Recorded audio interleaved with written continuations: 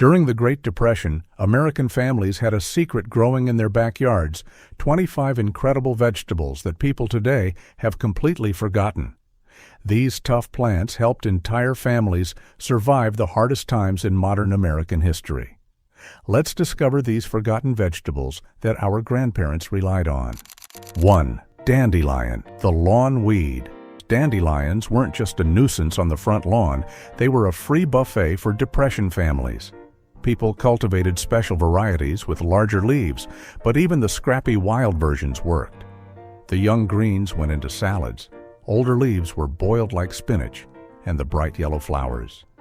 They ended up in fritters or even homemade wine. The roots were roasted and ground up to make a coffee substitute. Because let's be real, nobody could afford Starbucks in 1933. Best of all, dandelions showed up early in spring, when pantries were empty and vitamins were scarce. For families teetering on the edge of malnutrition, dandelions weren't weeds, they were lifesavers. 2. Lamb's quarters, the free iron supplement. Some called it a weed, others called it dinner.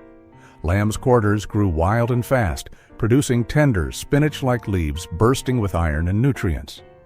And the best part? They required zero effort. Families didn't plant lamb's quarters. They just appeared, like nature's way of saying, "Here, I'll cover you this year." People sautéed the leaves, tossed them in soups, or canned them for later. During brutal summers, when other greens shriveled, lamb's quarters stayed strong, turning backyards into all-you-can-eat salad bars. Farmers with sense left a corner of the field just for them, knowing they'd feed the family when other crops failed. 3. Purslane, the superfood. Purslane looks like something you'd yank out of sidewalk cracks, but Depression families knew better. This succulent little plant was packed with vitamins, minerals, and omega-3 fatty acids, stuff nutritionists today drool over. Back then, it was humble survival food. Purslane's tangy crunch made it perfect for tossing into salads or stews, and because it thrived in terrible soil, it popped up everywhere. It was practically impossible to kill, which was exactly what struggling families needed. While today it's labeled a superfood and sold for fancy prices, in the 1930s, purslane was just another free, edible miracle. But sometimes, survival food wasn't just about health, it was about sheer bulk. Which brings us to tumbleweeds. Yes, those rolling desert balls of plant drama, people actually ate them. 4. Tumbleweeds, rolling into dinner. When crops failed and options ran thin, families in the Dust Bowl didn't just watch tumbleweeds roll by, they grabbed them, stripped the tender shoots, and cooked them. No, people weren't gnawing on the dry skeletons blowing down Main Street. They harvested young tumbleweed greens before the plant dried up. Boiled and eaten like spinach, they weren't exactly gourmet cuisine, but in desperate times, calories were calories. Tumbleweeds proved that survival often meant looking at something useless and asking, "Can I eat this?" And the answer, surprisingly, was yes. 5. Wild onion, the original flavor bomb. Depression cooking didn't exactly have the spice rack of a 5-star chef, but if you stumbled on wild onions, you suddenly had flavor. These scrappy little bulbs popped up in fields, forests, and backyards, offering a free, pungent kick to otherwise bland meals. Families dug them up, sliced them into soups, roasted them with potatoes, or even used them medicinally for colds. Unlike storage onions, wild onions didn't keep long, but they grew fast and came back year after year. For families staring down another bowl of mush, a sprinkle of wild onion was the difference between choking down calories and actually enjoying a meal. 6. Burdock. Burdock was the Depression's underground MVP. Literally. This tough root grew deep into the soil, and when times were hard, families dug it up, scrubbed it down, and tossed it into stews. It had a nutty, earthy flavor, almost like carrots with attitude. But burdock wasn't just food, it doubled as medicine. Families brewed it into teas for stomach problems or used it as a blood cleanser, which sounds more medieval than medical. But hey, it worked for them. In Japan, burdock, aka gobo, was already a staple, so immigrants knew its value. For Americans in the 1930s, it was a survival jackpot hiding in plain sight. The root stored well through the winter, meaning it could stick around long after other greens had vanished. Burdock wasn't glamorous, but it was reliable, and in the Great Depression, reliability tasted better than luxury. 7. Chicory, the coffee imposter that fooled a nation. Coffee was a luxury, but Depression families weren't about to give up their morning ritual. Enter chicory root, the great imposter. Roasted, ground, and brewed, it made a bitter drink that looked like coffee, smelled like coffee, and, well, almost tasted like coffee if you squinted hard enough. Chicory wasn't just a caffeine placebo, it was a real vegetable. The leaves could be eaten fresh like bitter greens, while the roots doubled as that crucial coffee substitute. It kept spirits up in a time when morale was as scarce as money. Chicory was proof that sometimes survival isn't just about calories, it's about comfort. And if fake coffee kept people's sanity intact, chicory was worth its weight in gold. But if chicory kept folks awake, the next green could literally sting you for getting too close. Don't worry, you'll forgive it once you learn its secret superpowers. 8. Stinging nettles, the painful superfood. Nettles might look like a punishment from Mother Nature, but Depression families knew the trick. Cook them, and the sting disappears. Suddenly, you've got a leafy green richer in vitamins and minerals than spinach. Families boiled them into soups, brewed them into teas, and dried them for later use. Nettles grew just about anywhere, roadsides, fields, backyards, so they became a free, renewable food source. Plus, they were medicinal powerhouses, used for arthritis, allergies, and even as a hair rinse, because self-care didn't stop during the Depression. Yes, harvesting them without gloves was like grabbing a cactus, but once tamed, nettles became one of the most nutritious greens in the survival playbook. 9. Cattails, the marshland's all-you-can-eat buffet. Cattails were like nature's Costco. Every part of the plant was useful. The young shoots, nicknamed Cossack asparagus, were eaten fresh or cooked. The roots, ground into flour. The pollen, used like baking powder. Even the fluffy seed heads doubled as insulation for clothing or bedding. For families near wetlands, cattails were survival gold, offering food, shelter material, and even fire starter. 10. Kudzu, the vine that took over the South. Kudzu didn't just grow, it exploded. Introduced to control soil erosion, it spread faster than gossip in a small town. By the Depression, families realized this invasive monster was more than a nuisance. It was dinner. The leaves could be eaten like greens, the roots ground into flour, and the blossoms brewed into syrup or jelly. 11. Acorns, turning squirrel snacks into human survival. When food was scarce, families looked up at oak trees and thought, if squirrels can eat them, why can't we? But Depression families weren't quitters. They leached acorns in water, sometimes for days, until the bitterness faded, then ground them into flour. Pancakes, bread, even coffee substitutes. Acorns pulled triple duty. They weren't glamorous, but they were filling, and filling kept people alive. Kids gathered bushels of them in sacks, turning foraging into family survival missions. Acorns proved that during the Depression, you didn't just harvest gardens, you harvested forests. 12. Milkweed, the plant that played both sides.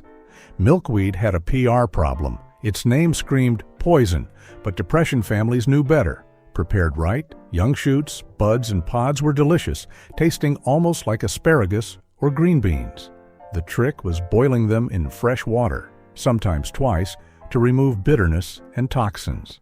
Beyond food, milkweed fluff was used as insulation in clothes and even stuffed into pillows, because comfort still mattered when you were broke. Its latex sap even had medicinal uses.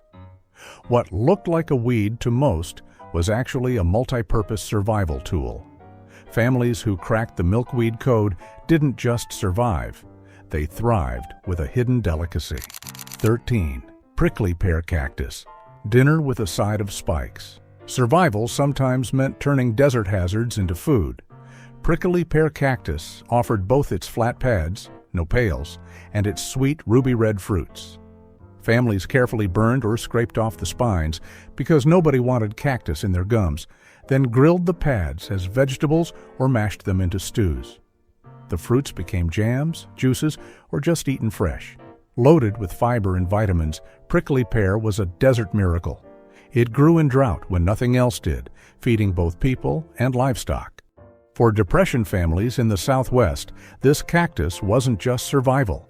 It was proof that even the harshest landscapes hid food if you were brave and careful enough to harvest it. 14. Wild berries, the sweet escape from hardship. In a time when sugar was scarce and desserts were rare, wild berries were pure joy. Blackberries, raspberries, mulberries, huckleberries. If it grew wild, Depression families picked it. These little fruits added sweetness to otherwise bland diets, and kids often foraged them by the bucket. Berries could be eaten fresh, baked into pies, turned into jams, or dried for winter storage. They weren't just tasty. They provided vitamin C and antioxidants long before people knew what those were. For many, a handful of berries was the closest thing to candy they'd get all year. In an age of survival, wild berries were proof that sometimes nature threw in a treat to keep spirits alive. 15. Pine nuts, the tiny powerhouse of the forest. Pine nuts weren't new. Native Americans had been harvesting them for centuries, but Depression families rediscovered their value. Hidden inside pine cones, these little seeds packed protein, healthy fats, and flavor that turned plain meals into something special. Gathering them took patience. You had to collect cones, dry them, and pry out the seeds. But the payoff was huge. Families roasted pine nuts, tossed them into bread or porridge, or just ate them as a rare snack. They were calorie-dense, which meant a handful went a long way in keeping hunger at bay. For struggling families, pine nuts were like striking nutritional gold in the forest. And that wraps up the first half of our survival garden. But don't get comfortable, because the next 10 foods on our list prove just how creative and tough people had to be when the pantry was empty and the stakes were survival.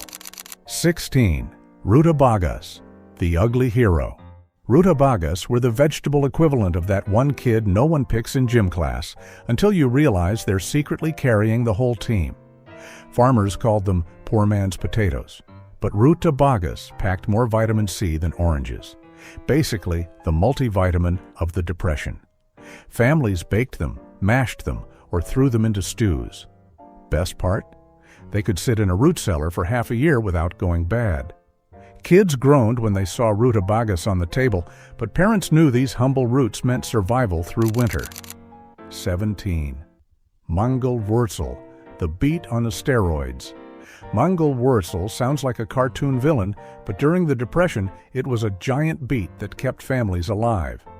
Imagine a root so big it could weigh 20 pounds, enough to feed a family for days or keep the cows happy for weeks.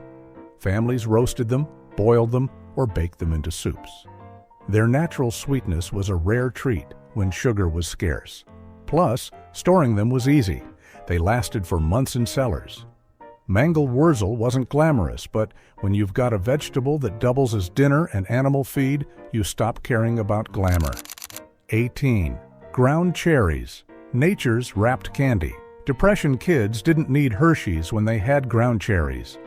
These little golden fruits grew inside papery husks, like nature's gift-wrapped candy. Sweet, with hints of pineapple and vanilla, they were eaten fresh, baked into pies, or turned into preserves. Even better, they stored well right inside their husks for months. Families loved them because once planted, they self-seeded, coming back year after year like a reliable candy machine. 19. Navy beans, the protein powerhouse. Forget protein shakes. Depression families had navy beans. Small, white, and unassuming, these beans packed almost as much protein as meat at a fraction of the cost.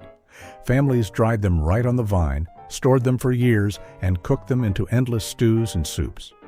One row of navy beans could feed a family all winter. Bonus: beans actually improved the soil, fixing nitrogen and setting up next year's crops for success. Families often planted them alongside corn, letting the beans climb while enriching the ground. Navy beans weren't just food, they were agriculture's version of a 2-for-1 deal. 20. Kentucky Wonder Pole Beans, the vertical victory. In cramped backyards, space was gold. Enter Kentucky Wonder Pole Beans, the Depression's edible skyscrapers. Growing up to 8 feet tall, these beans turned small garden patches into non-stop food factories. The more you picked, the more they grew, like nature's infinite buffet. Families ate them fresh in summer, then dried them for protein-rich winter meals.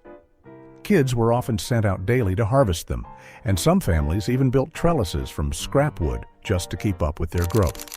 21. Parsnips, nature's sugar factory. Parsnips were the quiet introverts of the garden until the first frost hit.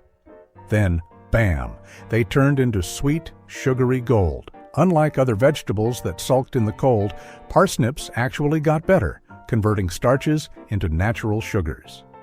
Families roasted them, mashed them, or tossed them into stews for a subtle sweetness that doubled as dessert when sugar was a luxury. 22. Hamburg-rooted parsley. The double agent. Hamburg-rooted parsley was parsley with a plot twist. Above ground, the leaves were vitamin-packed greens, perfect for soups or drying for winter. Below ground, thick roots stored all season long, ready to bulk up meals. 23. Turnips, the 6-week savior. When other crops failed, families planted turnips, and in just 6 weeks, they had food on the table. That speed made turnips the ultimate comeback crop. The roots could be boiled, mashed, or roasted, while the leafy greens worked like spinach, packed with nutrients. Families often planted them multiple times a season, staggering harvests for a constant supply. Turnips weren't picky about soil either. They thrived in drought and poor conditions. 24. Collard greens, the survivors. Collard greens weren't just vegetables, they were warriors. When lettuce wilted in summer heat or spinach froze in winter, collards stood tall. In fact, frost made them sweeter. Families harvested leaves from the bottom all season long, while new ones kept sprouting, creating an endless food cycle. Fresh, canned, dried, or salted in barrels collards fed families year-round. They were also nutrient powerhouses, delivering calcium, vitamin C, and iron in every chewy bite. Collards proved that resilience wasn't just a human trait. It grew right in the garden. 25. Swiss chard, the comeback kid. Swiss chard was like the friend who always shows up no matter what. Its cut-and-come-again magic meant you could harvest it, and it would just keep regrowing, feeding families from spring until frost. Young leaves went into salads, older ones into soups and sautés. Even in blazing heat, when lettuce bolted and turned bitter, chard stayed sweet and productive. Loaded with vitamins A and C, it gave Depression families nutrients they desperately needed. A single row planted near the kitchen door became an all-you-can-pick buffet for months. Swiss chard wasn't just a vegetable, it was a survival machine with leafy superpowers. And there you have it, 25 vegetables that carried America through the Great Depression. From weeds in your backyard to roots buried under frost, every one of these plants tells a story of resilience, creativity, and flat-out grit. Next time you see a dandelion or a patch of nettles, remember those weeds once kept families alive. If you enjoyed this trip through food history, hit that like button, subscribe for more forgotten survival wisdom, and drop a comment. Which of these Depression foods surprised you the most? Until next time, keep digging up history one bite at a time.